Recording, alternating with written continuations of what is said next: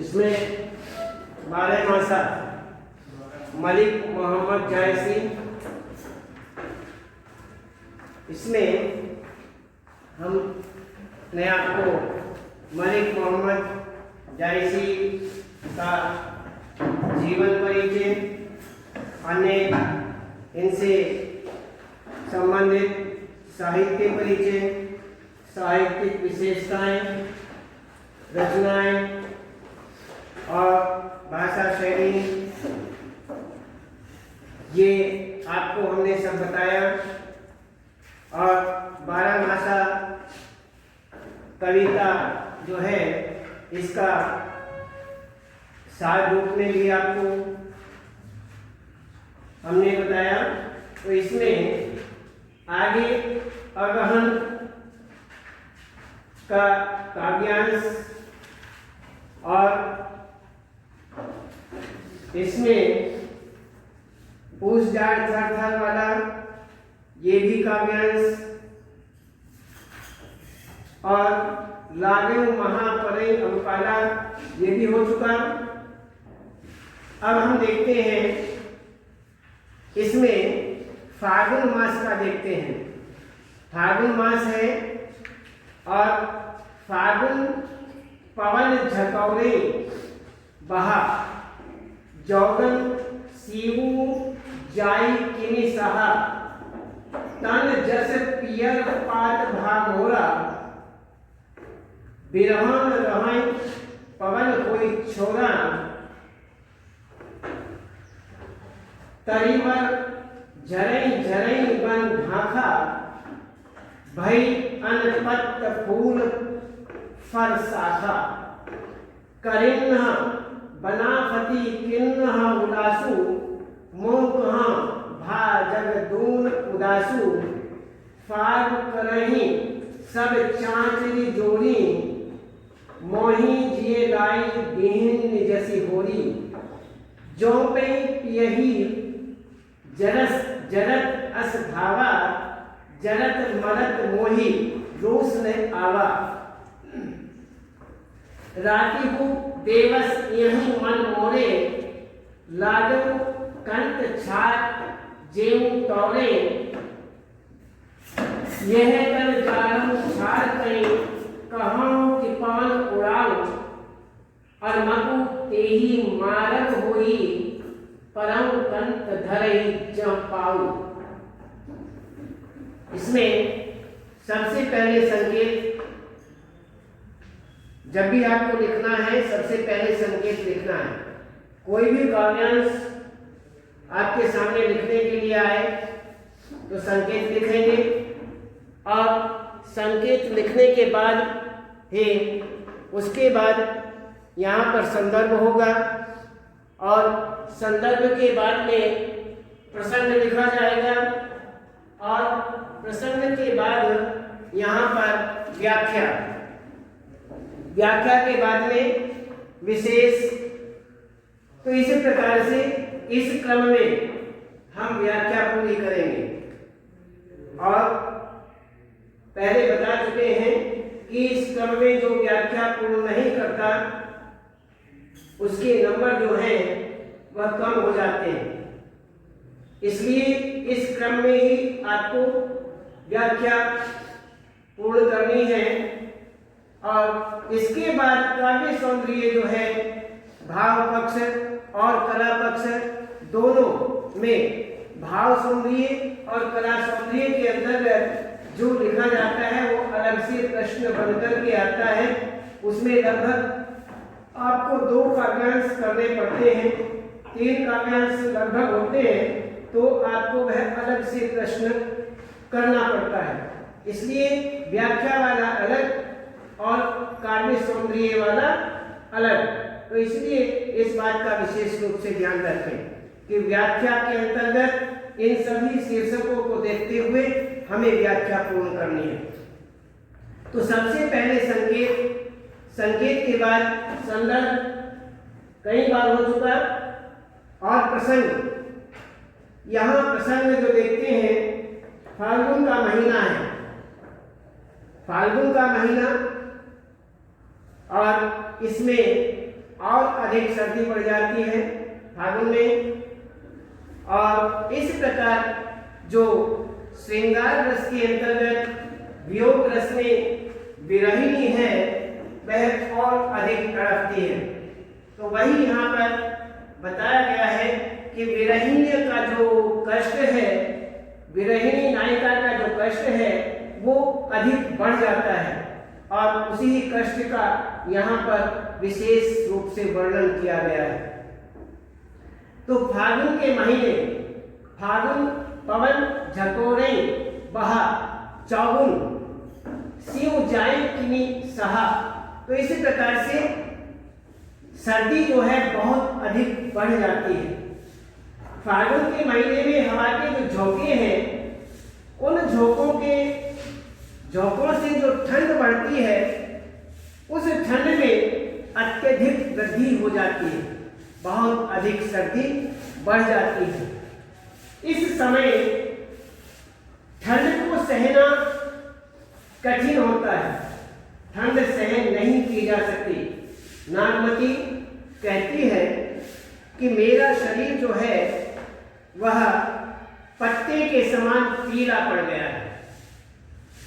तन जस पियर पात भाव मौला, मेरा जो शरीर है वो जो पीले पत्ते होते हैं उनके समान पीला पड़ गया है। तथा विरह तो जैसे हवा का झोंका बन गई है। विरह जो है वह हवा के झोंके के समान है, मुझे उड़ाना चाहती है। संभव है वह मुझे समाप्त ही कर देगी, ऐसा लगता है। यह विरह जो है मेरा समाप्त होने वाला नहीं है, अर्थात मुझे ऐसा लग रहा है मानो मेरे शरीर को ही अर्थात मुझे ही नष्ट कर दे। तो इसी प्रकार से वन में जो खड़े पलाश के पत्ते हैं वो झड़कर गिर रहे हैं। पलाश इसमें तरी वन झरई झरई बन ढाका, ढाका ढाका सुना होगा, उसे पलाश कहते हैं। और पलाश के जो फूल होते हैं बहुत सुंदर होते हैं। इसमें फूलों का तो यहाँ वर्णन नहीं हुआ है, केवल पत्तों का वर्णन हुआ है। और वे झड़ते रहते हैं।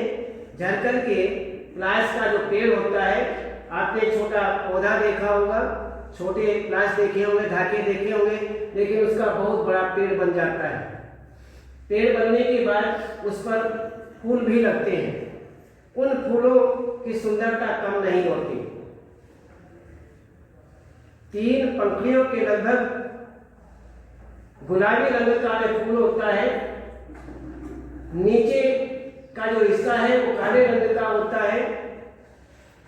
इस प्रकार से उसकी सुंदरता कम नहीं आंकी जा सकती, लेकिन उसमें एक बहुत बड़ी कमी भी होती है। हर फूल में लगभग आप जानते हैं, फूल का नाम सुनते ही सुगंध आ जाती है। फूल का कोई नाम सुनेंगे तो सबसे पहले सुगंध वाली मानसिकता बन जाएगी कि उस फूल में किस प्रकार की सुगंध होगी।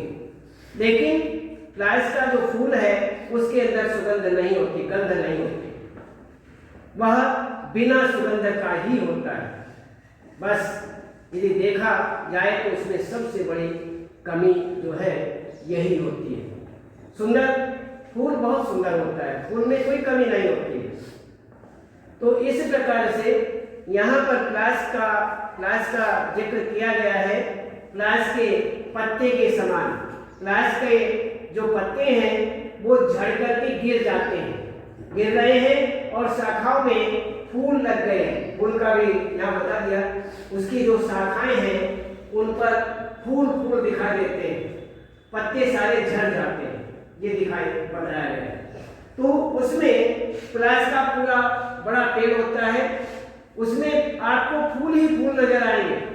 ऐसा नहीं कि फूल नीचे गिरते नहीं है, फूल भी आपको नीचे बिखरे हुए तो मिलते हैं, लेकिन ज्यादातर जो है सारे पत्ते झड़ जाते हैं और झड़ने के बाद हम उस पेड़ पर केवल फूल ही फूल दिखाई देते हैं, फूल ही देखते हैं। तो इसी प्रकार से कहते हैं कि उसके सारे पत्ते झड़ गए हैं और यहाँ पर ढाका भई अन्न पत्त फूल फल शाखा, अर्थात शाखाओं पर फूल ही दिखाई दे रहे हैं। तो यहाँ पर सभी वनस्पतियों में उल्लास का संचार हो रहा है, अर्थात सारी वनस्पतियां जो है वह खुश दिखाई देती हैं, उसमें इस प्रकार का उल्लास का संचार दिखाई देता है। इसके विपरीत मेरा दुख तो और बढ़ गया है। जहाँ खुशियों का संचार हो रहा हो, उल्लास का संचार हो रहा हो, वहाँ मेरी खुशी का संचार नहीं होता है। मेरा विरह और उसके बीच मेरा विरह और बढ़ जाता है, उसमें और वृद्धि हो जाती है। तो इसी प्रकार से सब लोग फाग में आनंदित हो रहे हैं। फागुन में फाग जो है उसमें सभी आनंदित हैं, सभी मस्त हैं, खुश हैं, किंतु मेरे हृदय में होली की जो आग है वह जल रही है। जहाँ तहाँ त्योहार आते हैं, खुशियाँ सभी खुशियाँ मनाते हैं, लेकिन मेरे जो प्रेमिका हैं, मेरे जो नायक हैं, वह मेरे पास नहीं है। इसलिए मेरी खुशियाँ भी उन्हीं के पास है, सारी की सारी नष्ट हो चुकी हैं। इस तरह से कहते हैं कि होली की जो आग है वह मेरे हृदय में जल रही है। यदि मेरे स्वामी मुझे इस अवस्था में देखते तो मुझे अपने जलने पर क्रोध नहीं आता। यदि मैं उनके द्वारा देखी जाती तो इस जलने में किसी भी प्रकार से मुझे क्रोध नहीं आता, बुरा नहीं लगता, क्योंकि वह यह तो देख लेते कि मैं उनके विरह में कितनी वेदना सह रही हूँ। कम से कम वह मुझे देख करके ये तो महसूस कर लेते, ये तो देख लेते कि मैं उनके बिना किस प्रकार से विरह में तड़प रही हूँ, कितना कष्ट सहन कर रही हूँ।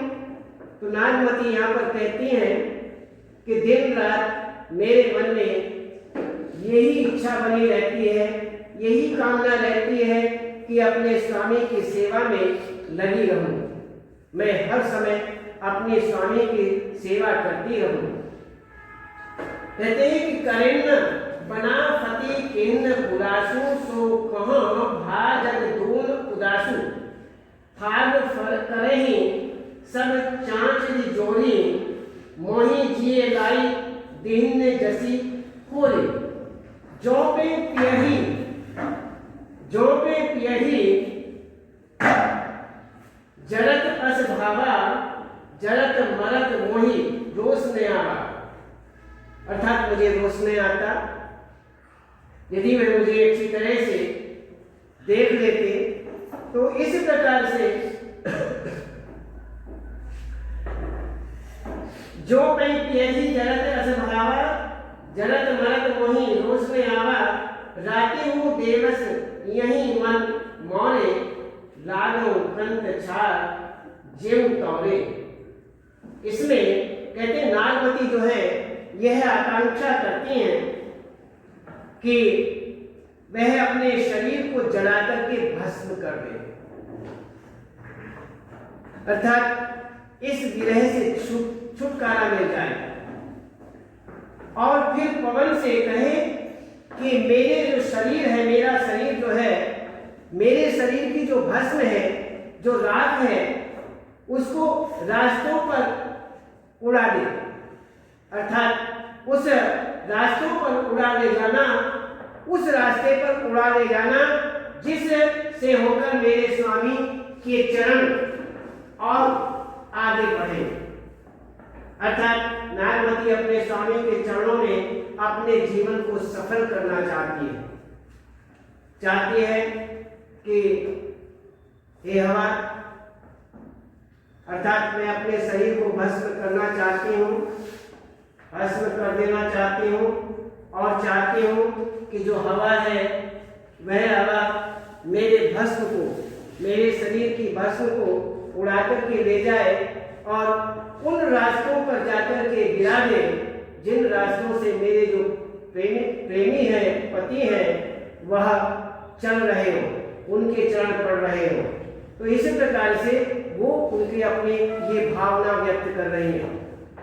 तो इसी प्रकार से नागमती स्वामी के चरणों में पूरा जीवन व्यक्त करना देना चाहती है, बिताना चाहती है, और वही वह अपनी सफलता मानती है। तो इसी प्रकार से यहाँ जो है तन यह तन जाऊं छाड़ गई कहूं कि पवन उड़ाऊ, पवन को कह रही है कि मकुते ही मारग होई परऊ कंठ धरही जहाँ पाऊं, अर्थात जो मेरा कंठ है, मेरा प्रिय है, प्रेमी है, वो जिस रास्ते पर पैर रखता हो, चरण रखता हो, उस पर जाकर के इस भस्म को गिरा। तो इस प्रकार से वह उसी में अपनी सफलता मानती है। तो यहाँ पर ये आपकी व्याख्या, इसमें आप विशेष देखेंगे। विशेष में ये भाषा जो है अवधी भाषा में लिखा हुआ है, और नागमती रत्नसेन, राजा रत्नसेन के विरह में बहुत अधिक व्याकुल है, और इसमें विरह वर्णन में भी प्रकृति चित्रण की यहाँ पर स्वाभाविकता दी है। और फागुन में पवन झकोरों से ही चलता है, अर्थात पवन चलती रहती है। इस प्रकार से 12 मासा पद्धति को यहाँ पर विशेष रूप से अपनाया गया है। 12 मासा पद्धति को यहाँ पर अपनाया गया, और पवन के जो झकोरे हैं, उन झकोरों से जाड़ा और अधिक बढ़ता है। इस काव्यांश में विरह दग्ध नायिका, विरह से जलती हुई जो नायिका है, उस नायिका को एक गृहस्थ स्त्री के रूप में यहाँ पर विशेष रूप से प्रस्तुत किया गया है। और सामाजिक मर्यादा का ऐसा चित्रण प्रेम कथाओं में कम ही मिलता है, कथाओं में कम ही है। ऐसे सामाजिक मर्यादा को देखते हुए इस तरह का जो वर्णन है वह बहुत कम मिलता है। क्यों? हमें सामाजिक मर्यादा भी देखनी है। सामाजिक मर्यादा के अंतर्गत हम इस तरह की प्रेम लीलाओं का वर्णन करें या प्रेम लीलाएं सामने प्रस्तुत करें, ऐसा मर्यादा को खंडित करती है ऐसी कथाएं, इसलिए इसमें बहुत कम देखने को मिलता है। तो ये हमारी विशेषताएं, इसमें विशेष रहा। और इसके बाद हम देखते हैं काव्य सौंदर्य। काव्य सौंदर्य के अंतर्गत हम इस काव्यांश का यदि काव्य सौंदर्य के विषय में बात आए, प्रश्न बनकर के आए, तो काव्य सौंदर्य में सबसे पहले भाव पक्ष में इसमें क्या क्या भाव दिए गए हैं, इस काव्यांश के अंतर्गत क्या भाव है, क्या इसका भाव है। और कला पक्ष जो है, उस कला पक्ष में रस छंद अलंकार आदि दिए जाते हैं। तो इस काव्यांश के अंतर्गत किस प्रकार की उसमें विशेषताएं, रस छंद अलंकार आदि की किस प्रकार की विशेषताएं हैं, ये बताया गया है। तो काव्य सौंदर्य में भाव पक्ष के अंतर्गत देखते हैं कि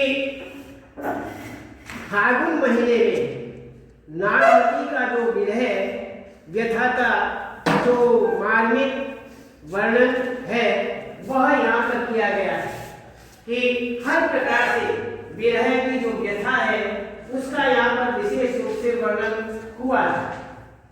आगे कहते हैं कि नागमती अपने प्रियतम रत्नसेन जो है उसका सामीप्य, नजदीकी सामीप्य जो है वो पाने के लिए आत्म बलिदान करने के लिए भी तैयार है। किसी भी तरह से आत्म बलिदान अर्थात अपने को भी बलिदान करना, अर्थात भस्म के विषय में यहाँ पर बताया गया है कि यदि भस्म है, और वह भी कहती है कि जो मेरे पति जिस रास्ते से चल रहे हैं उस रास्ते पर यह जाकर के मेरी भस्म को गिरा देना, जिससे उनके चरणों का स्पर्श हो, उसी में मेरी सफलता है। तो यहाँ पर वही बताते हैं कि आत्म बलिदान करने के लिए वो हर तरह से तैयार है। पवन का झकोरों से बहना, जाने का बढ़ना, पत्तों का पीला पड़ जाना, वृक्षों का पत्र विहीन होना,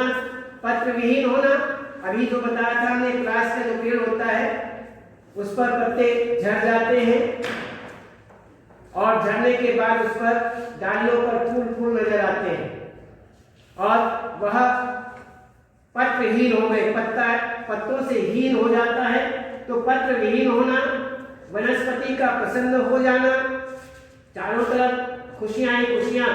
तो इसी प्रकार का यहाँ पर जो वर्णन है, कवि की सूक्ष्म प्रकृति का निरीक्षण शक्ति का द्योतक माना जाता है कि वह जो कवि है वो सूक्ष्म दृष्टि से इस वर्णन को अभिव्यक्त करता है। तो बारीकी से प्रकृति का जो वर्णन है कवि यहाँ पर कर रहा है। काव्यांश में अनुप्रास अलंकार का प्रयोग हुआ है और यहाँ पर झरई झरई में पुनरुक्ति प्रकाश अलंकार है। तन जस पियर पार्थ भाग मोरा में उपमा अलंकार है।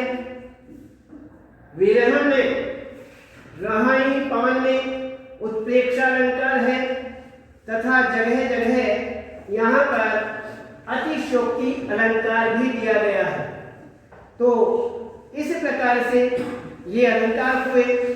अभिधा शब्द शक्ति में काव्यांश में सहजता सजीवता उत्पन्न हो जाती है और यहाँ पर छंद जो है वो दोहा चौपाई आदि है। तो इसी प्रकार से ये इस तरह से आपका काव्य सौंदर्य हुआ।